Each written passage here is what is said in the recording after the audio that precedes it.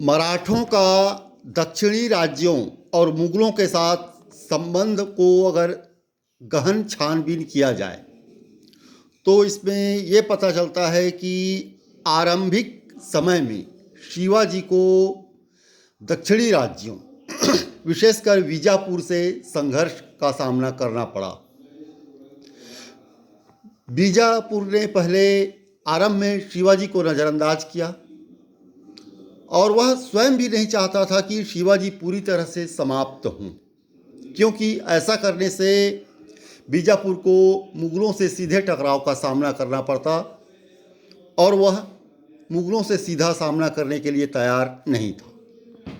लेकिन जब शिवाजी के विजय अभियान चलते रहे तब बीजापुर ने शिवाजी का दमन करने के लिए अपने एक खास सिपाहीसालार अफजल खां को भेजा, लेकिन इस संघर्ष में भी शिवाजी विजयी रहे।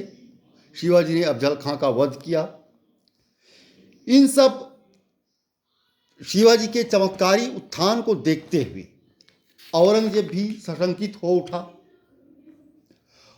और कालांतर में उसने अपने संबंधी शाइस्ता खां को शिवाजी से निपटने की जिम्मेदारी सौंपी। शाइस्ता खां दक्षिणी सूबे का सूबेदार था।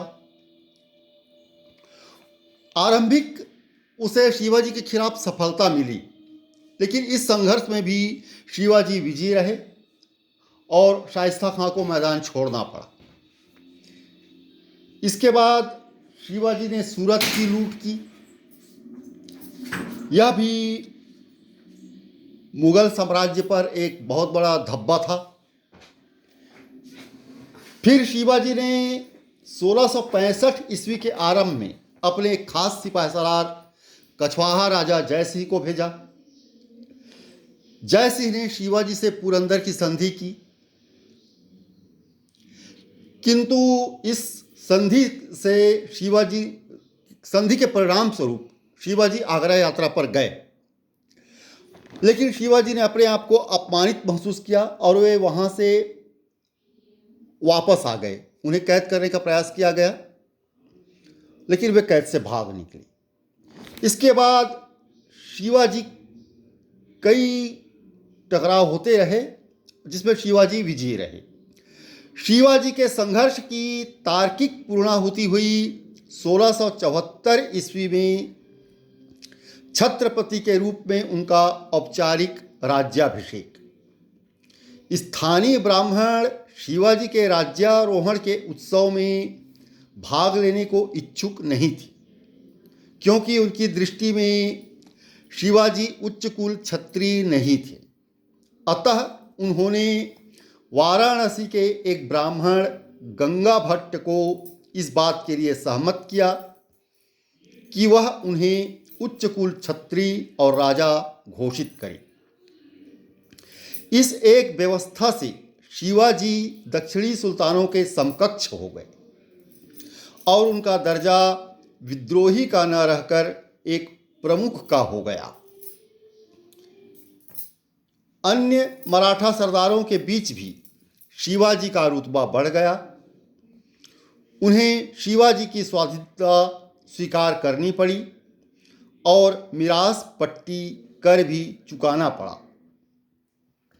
राज्यारोहण के पश्चात शिवाजी की प्रमुख उपलब्धि थी 1677 में कर्नाटक क्षेत्र पर उनकी विजय, जो उन्होंने कुतुब शाह के साथ मिलकर की थी।